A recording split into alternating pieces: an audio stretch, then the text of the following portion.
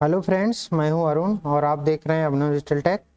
आज मैं triple C O level या अदर एग्जाम्स के लिए email social networking and e governance के बहुत ही इम्पोर्टेंट क्वेश्चन लेके आया हूं। ये सेकेंड वीडियो है, तो इसमें आप 25 क्वेश्चन देखेंगे जो कि बहुत ही बेसिक है और बहुत ही इम्पोर्टेंट है, तो आने वाली एग्जाम्स में पूछे जा सकते हैं। चलिए स्टार्ट करते हैं। पहला क्वेश्चन है, ईमेल आमतौर पर इंटरनेट या नेटवर्क पर डिजिटल संदेशों का आदान प्रदान करने का एक डैश डैश मेथड है, सही या गलत? इसका राइट आंसर हो जाएगा आपका ये सही है, एक माध्यम है आपको आमतौर पर इंटरनेट से डेटा को आदान प्रदान करने के लिए। इसका राइट आंसर हो जाएगा आपका ऑप्शन ए। नेक्स्ट क्वेश्चन देखते हैं, ईमेल सेवा के साथ साइन इन की आवश्यकता होती है, तो इसमें कह रहा है ईमेल सेवा के साथ साइन इन की आवश्यकता होती है। हाँ बिल्कुल, जब आप ईमेल बना लेते हैं तो आपको जब भी लॉगिन करना होता है तो आप क्या करेंगे, यूजर नेम डालेंगे। क्या डालेंगे?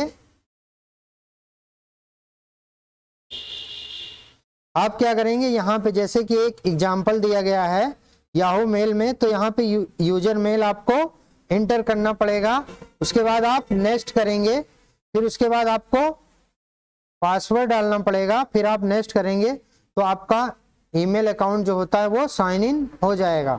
तो इसका राइट आंसर हो जाएगा ऑप्शन ए, साइन इन करने की जरूरत होती है।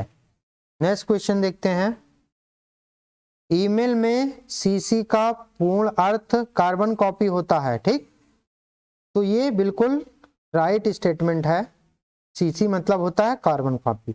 जब आप मेल बॉक्स में जाएंगे तो देखो ये स्क्रीनशॉट है एक मेल बॉक्स का, तो यहाँ पे जहाँ टू लिखा हुआ है यहाँ पे आप सेंडर मतलब जहाँ पे आप भेज रहे हैं उसका एड्रेस लिखेंगे, ईमेल आईडी लिखेंगे, और यहाँ पे देखो सीसी का लिखा हुआ है, सीसी का ऑप्शन है, तो यहाँ पे आप सीसी मतलब कार्बन कॉपी पे आप क्लिक कर देंगे तो कार्बन कॉपी आपका इनेबल हो जाएगा।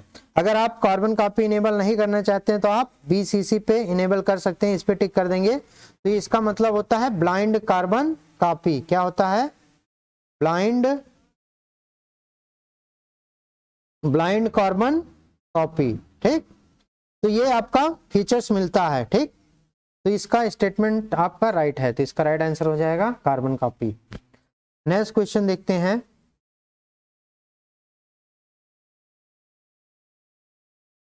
MDA का पूर्ण अर्थ मेल डिलीवरी एजेंट है, तो ये भी आपका राइट आंसर हो जाएगा, ये राइट स्टेटमेंट है।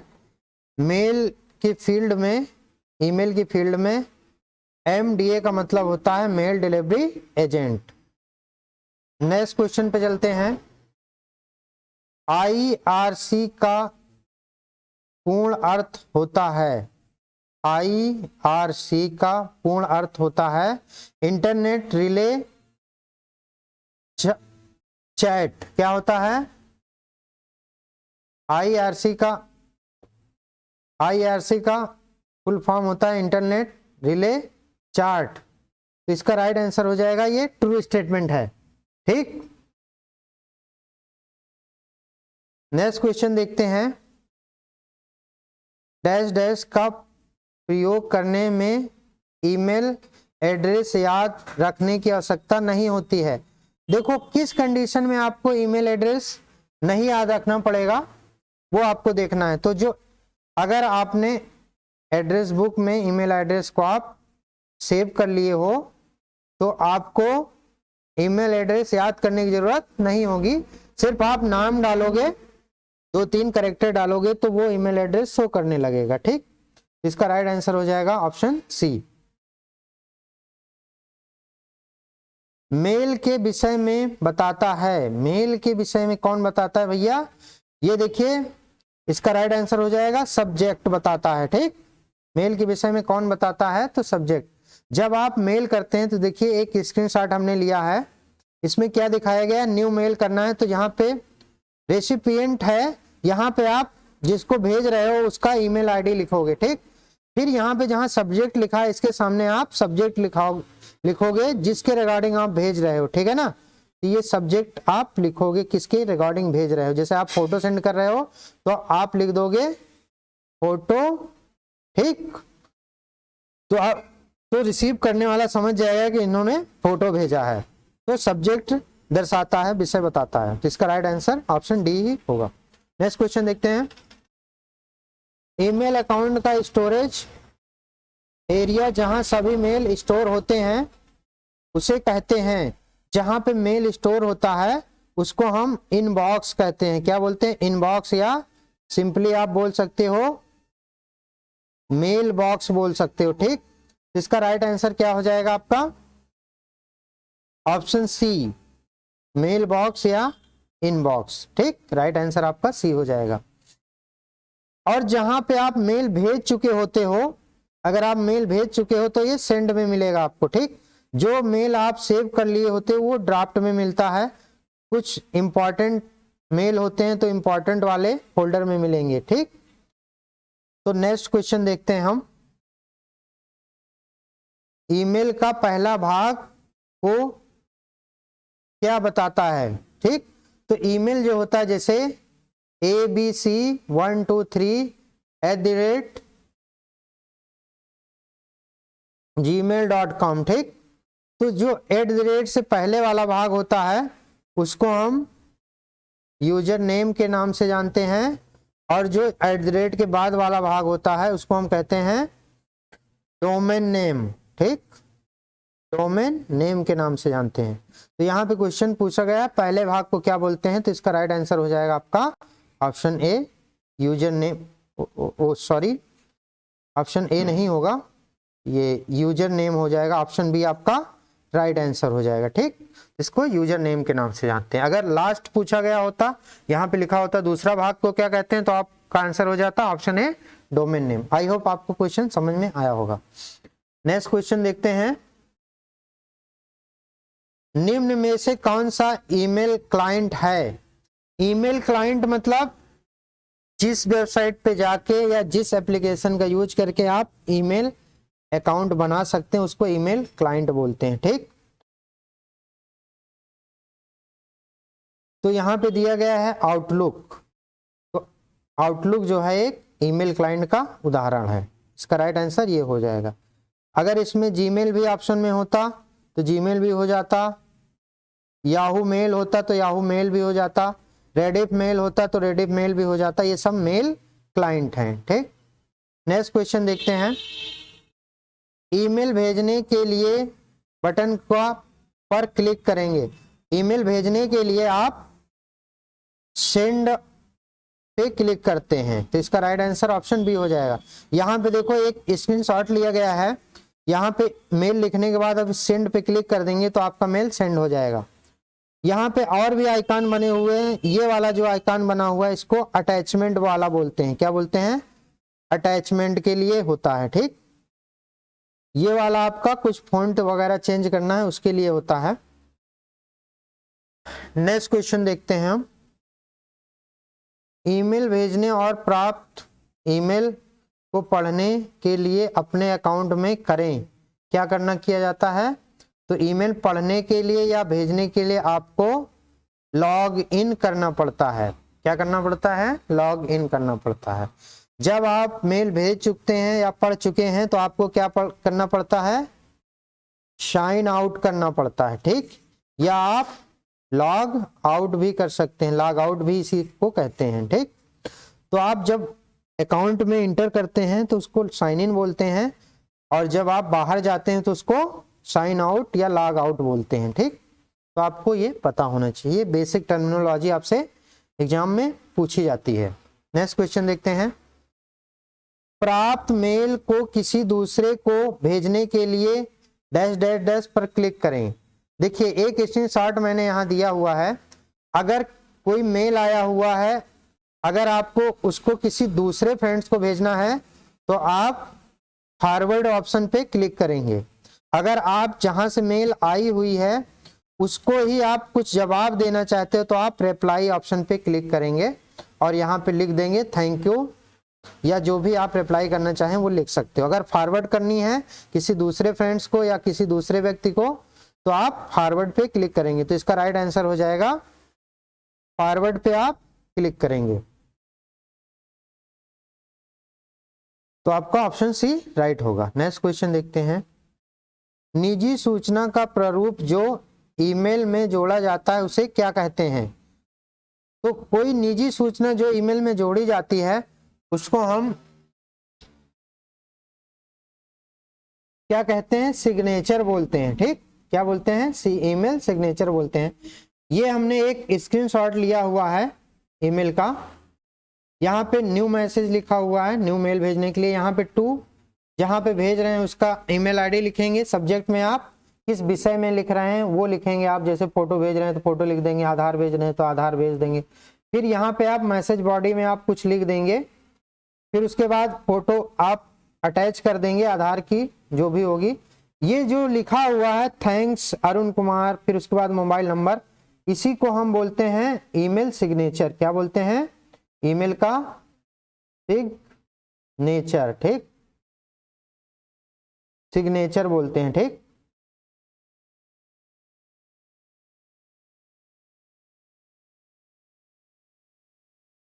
तो सिग्नेचर हो जाता है आपका। ठीक, तो ये जो लिखा रहता है एक्स्ट्रा चीजें जो आप इंफॉर्मेशन लिखते हो इसको ईमेल सिग्नेचर कहते हैं। इसका राइट आंसर हो जाएगा ऑप्शन बी। नेक्स्ट ऑप्शन पे चलते हैं, नेक्स्ट क्वेश्चन पे चलते हैं। निम्न में से कौन सा ईमेल एड्रेस सरकारी संस्था को दर्शाता है? याद रखना दोस्तों, जिस भी मेल के डोमेन किसी सरकारी वेबसाइट के हैं, जैसे .gov इस तरह से कुछ भी हैं, तो वो आपके दर्शाएंगे गवर्नमेंट मेल के लिए। तो इसका राइट आंसर हो जाएगा ऑप्शन ए। जहां भी सरकारी डोमेन लगा हुआ है तो वो सरकारी मेल को दर्शाएगा। तो राइट आंसर ये है आपका xyz@ind.gov। और भी आप लोग समझिए, अगर COM लिखा हुआ है तो ये एक कंपनी या किसी कमर्शियल ऑर्गेनाइजेशन को दर्शाएगा। अगर .edu लिखा हुआ है तो .edu जो होता है एक एजुकेशनल संस्था को दर्शाता है। अगर इन लिखा हुआ है तो .in का मतलब होता है ये इंडिया की वेबसाइट है या इंडिया का मेल एड्रेस है। ठीक है ना, या मेल प्रोवाइडर जो है इंडिया का है। .in तो .com मतलब कमर्शियल या कंपनी का, .edu मतलब एजुकेशनल वेबसाइट वगैरह का या एजुकेशनल डोमेन होगा। .in मतलब इंडिया, .gov मतलब गवर्नमेंट का होगा। आई होप आपको ये समझ में आ गया होगा। ये डोमेन आप लोग याद कर लेंगे, ये पूछे जाते हैं किससे रिलेटेड हैं, तो इसमें कई क्वेश्चन बन सकते हैं। नेक्स्ट क्वेश्चन देखते हैं। ईमेल एड्रेस info@xyz.com में से यूजर नेम क्या है? तो ठीक, तो हमने बताया था @ से पहले वाली जो चीजें होती हैं, जो इन्फो लिखा हुआ है ये आपका यूजर नेम हो जाएगा, और @ के बाद जो लिखा हुआ ये क्या हो जाएगा आपका डोमेन नेम हो जाएगा। तो इसका राइट आंसर क्या हो जाएगा? इन्फो। इसका राइट आंसर इन्फो जो होगा ये यूजर नेम कहलाएगा। आई होप आपको समझ में आया होगा। नेक्स्ट क्वेश्चन देखते हैं हम। UHID नंबर का फुल फॉर्म क्या होता है? ठीक, UHID का फुल फॉर्म क्या होता है? तो इसका फुल फॉर्म होता है यूनिक हेल्थ आइडेंटिफिकेशन। क्या होता है? Unique health identification. इसका राइट आंसर हो जाएगा ऑप्शन सी। नेक्स्ट क्वेश्चन पे देखते हैं हम। निम्न में से कौन सा निशुल्क वेब आधारित ईमेल सेवा प्रदाता है? तो इसका राइट आंसर हो जाएगा आपका yahoo.com, gmail.com, दोनों, नन ऑफ दीज। तो इसका राइट आंसर हो जाएगा ऑप्शन सी। याहू भी अपना मेल प्रोवाइड करती है जिसको हम याहू मेल बोलते हैं। ठीक, और जीमेल जिसको हम गूगल मेल कहते हैं। ठीक, जीमेल जो होता है गूगल मेल होता है। तो ये दोनों ईमेल प्रोवाइड कराते हैं, वो भी फ्री में। तो तो इसका राइट आंसर ऑप्शन सी हो जाएगा। नेक्स्ट क्वेश्चन देखते हैं। G2G का फुल फॉर्म क्या होता है? ठीक, तो G2G का फुल फॉर्म होता है, मतलब ट्रू फॉल्स का क्वेश्चन है। G2G का फुल फॉर्म होता है गवर्नमेंट टू गवर्नमेंट, तो ये राइट स्टेटमेंट है, गवर्नमेंट टू गवर्नमेंट है। जो भी आपके